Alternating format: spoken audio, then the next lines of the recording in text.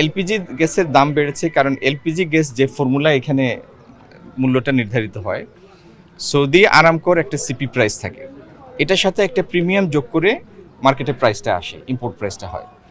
তো যেখানে অরিজিন সেখানে যদি মূল্য বেড়ে থাকে এখানেও সেটার প্রতিফলন হবে। আর আপনি নিশ্চয়ই বোঝেন যে ক্রুড অয়েলের মূল্য ছিল কিছুদিন আগে $55-60, সেটা $116 যাওয়ার পরেও এই মানুষের পছন্দের সরকারটি এখন পর্যন্ত আগের মূল্য ধরে রেখেছে। উদ্দেশ্য একটাই, এই মূল্য বৃদ্ধির কারণে যেন মানুষ কষ্ট না পায়। সেই জন্য রাষ্ট্র, আমাদের প্রধানমন্ত্রী তারেক রহমানের নেতৃত্বে এই রাষ্ট্র যতক্ষণ পর্যন্ত মূল্য বৃদ্ধি না করে দেশের পরিস্থিতিটাকে স্থিতিশীল রাখতে পারবে, রাষ্ট্রের একটা আয় ব্যয়ের বিষয় আছে না, সেই পরিস্থিতিটা যতক্ষণ পর্যন্ত রাষ্ট্র টলারেবল মনে করবে, যতক্ষণ পর্যন্ত সহ্য করতে পারবে, ততক্ষণ পর্যন্ত এরকম বৃদ্ধিতে যাবে না। এবং অন্যান্য দেশে আপনি দেখেছেন যে যুদ্ধ লাগার পরেই মূল্যের সমন্বয় হয়েছে। খোদ মার্কিন যুক্তরাষ্ট্র, যেখানে তেল আমদানি করতে হয় না, তেল নিজেদেরই তেল, সেখানে মূল্য যেটি $3 নিচে ছিল গ্যালন, সেটি $4 ছাড়িয়ে গিয়েছে বিভিন্ন স্টেটে, কোনো কোনো স্টেটে $5 হয়েছে। বাংলাদেশ একটা দরিদ্র রাষ্ট্র, তার আর্থিক সক্ষমতা অত্যন্ত সীমিত, সংকীর্ণ, তার রিসোর্স মোবিলাইজেশন সেটাও খুব কম। তারপরেও যেন আমাদের মানুষের ক্রয় ক্ষমতার মধ্যে এই মূল্যের অভিঘাতটা না পড়ে, সেজন্য এই সরকার কষ্ট করে হলেও এটি ধরে রেখেছে এবং যতক্ষণ সম্ভব ততক্ষণ ধরে রাখবে। আগাম কথা বলে কেন আমরা সংখ্যা বৃদ্ধি করব? শিল্প খাতে বিশেষ করে উৎপাদন কি কমেছে বা এরকম আমরা অনেক রিপোর্ট পাই, সেক্ষেত্রে পরিবহনেও বড় ধাক্কা জ্বালানির বা না, উৎপাদন শিল্পের উৎপাদন জ্বালানির কারণে কমার সুযোগ নাই, কারণ যে সমস্ত শিল্প গ্যাসের দ্বারা পরিচালিত হয় সে সমস্ত শিল্পে গ্যাস সরবরাহ নিশ্চিত করেই অন্য হিসাব করা হয়, সেইভাবেই জ্বালানি মন্ত্রণালয় তার গ্যাস সরবরাহকে নিশ্চিত রেখেছে। বৈশ্বিক পরিস্থিতির কারণে বিভিন্ন জায়গায় কনজামশন কমেছে, যে কারণে রপ্তানি কমেছে। এবং এই যে বিশেষত আমরা যা রপ্তানি করি তৈরি পোশাক, সেটির রপ্তানি যে শুধু বাংলাদেশ থেকে কমেছে ব্যাপারটা তা নয়, আমাদের প্রতিদ্বন্দ্বী সবগুলি রাষ্ট্রের রপ্তানি কমেছে। তো এটি একটি বৈশ্বিক বাস্তবতা, বাংলাদেশের জন্য আলাদা কিছু না। বিনিয়োগ এবং কর্মসংস্থানের জন্য সম্প্রতি গেল 2 দিন আগে সম্ভবত আপনি জাপানের সাথে সরকারের তরফ থেকে আসলে বৈঠক হয়েছে, এই বিষয়ে কি বলবেন?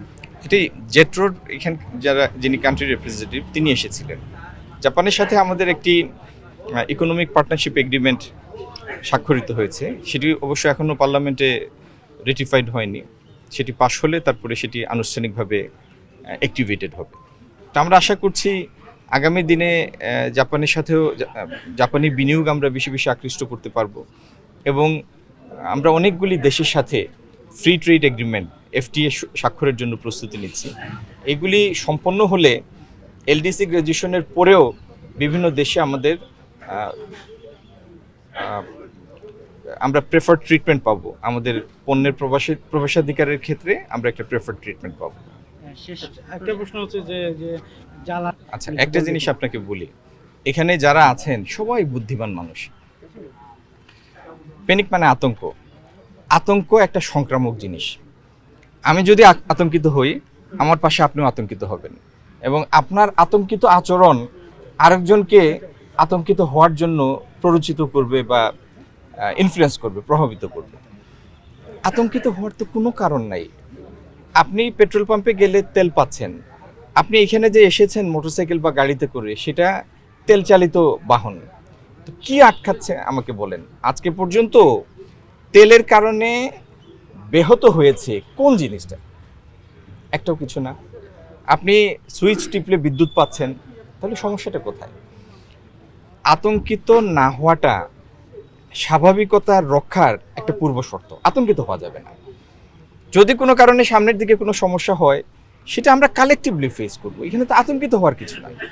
আর আতঙ্কিত হওয়ার কারণে আমাদের কি কোনো অলৌকিক সমাধান চলে আসবে? বরং আতঙ্কিত হয়ে আমরা মানে বুদ্ধিহীনের মতো কাজ করব, বোকার মতো কাজ করব। এই জন্য আতঙ্কিত হওয়া যাবে না। এই সরকারটি মানুষের ম্যান্ডেট প্রাপ্ত সরকার। সরকার দায়িত্ব নেওয়ার পরে পরে রমজান মাস এসেছে।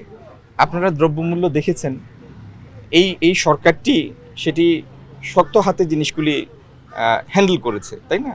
এবং দেশের মানুষের সহায়তায় হ্যান্ডেল করেছে। এখানে যদি ভোক্তারা আতঙ্কিত হতেন তাহলে জিনিসপত্রের একটা কৃত্রিম অভাব তৈরি হতো না।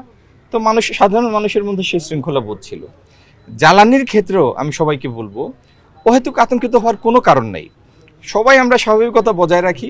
তবে একটা জিনিস তো ঠিক, যেহেতু যেখান থেকে জ্বালানি আসে, তেল, ডিজেল, গ্যাস আসে, সেখানে যেহেতু মূল্য অস্বাভাবিক মাত্রায় বৃদ্ধি পেয়েছে, তারপরে সরবরাহ পরিস্থিতির মধ্যে অস্বাভাবিকতা আছে, সেজন্য ব্যবহারে যেন আমরা সাশ্রয়ী হই, শুধু ব্যক্তির স্বার্থে না, এই 18-20 কোটি মানুষের স্বার্থে আমরা সাশ্রয়ী হব, যাতে আমরা সেভ করতে পারি এবং সেভ করলে আমরা দীর্ঘ সময় যেন জিনিসটাকে ব্যবহার করতে পারি। আমরা যদি সেভ করি তাহলে এই দেশের জন্য আমদানি করতে হবে কম আমদানি করতে হলে বৈদেশিক মুদ্রার খরচ হবে কম। এটা তো একটা সাধারণ অনুভূতি, একটা জেনারেল নলেজ, যেটা আমরা সবাই শেয়ার করি, ঠিক না? তো এই স্বাভাবিকতাটা বজায় রাখার জন্য আমার সবার কাছে অনুরোধ থাকে। ধন্যবাদ। সিদ্ধান্ত সরকার, শেষ প্রশ্ন, কার্যকর হবে না কেন? আমরা সবাই মিলে যদি ঠিক করি যে আমরা সতর্ক থাকবো, অহেতুক আমরা বিপদে পড়বো না, তাহলে সবই স্বাভাবিক থাকবে। 6টার সময় এটি বন্ধ করার কারণ হচ্ছে 6টার পর থেকে পিক আওয়ার শুরু হয়। তো সেই সময়টা আমরা যদি বিদ্যুৎ সাশ্রয় করতে পারি তাহলে কি দাঁড়াবে?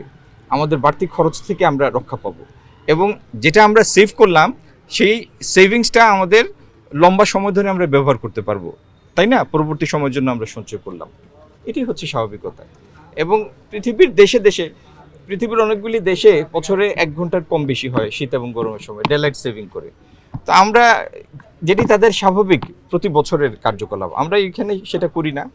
এখন আপৎকালীন পরিস্থিতিতে আমরা কিছু সতর্কতামূলক পদক্ষেপ নিচ্ছি এবং আমরা সবাই এই পদক্ষেপগুলিকে প্রতিপালন করে একটা শৃঙ্খলাবোধের পরিচয় দিব এবং সরকারিভাবে যে উদ্যোগগুলি নেওয়া হয় সম্মিলিতভাবে সেটা আমরা প্রতিপালন করে উদ্যোগগুলিকে বাস্তবায়ন করব, যাতে আমাদের অবজেক্টিভগুলি পুরা হয়।